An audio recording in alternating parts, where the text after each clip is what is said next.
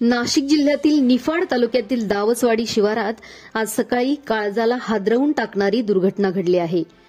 पचकेश्वर गावातील 29 वर्षीय संतोष गोविंद घोरपडे यांचा तिहेरी अपघातात दुर्दैवी मृत्यू झाला।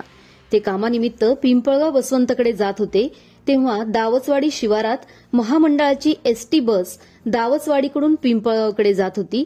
त्यावेळी मोटरसायकलवर असलेले संतोष ओव्हरटेक करत असताना पिंपळगावहून निफाडकडे येणाऱ्या कारने त्यांच्या दुचाकीला जोरदार धडक दिली। या धडकेनंतर दुचाकी घसरली आणि संतोष थेट बसच्या चाकाखाली गेले आणि त्यांचा जागीच मृत्यू झाला।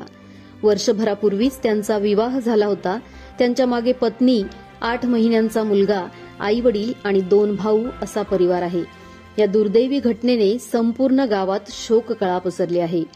घटनेची नोंद पिंपळगाव पोलीस ठाण्यात झाली असून अधिक तपास पोलीस निरीक्षक दुर्गेश तिवारी यांच्या मार्गदर्शनाखाली सुरू आहे।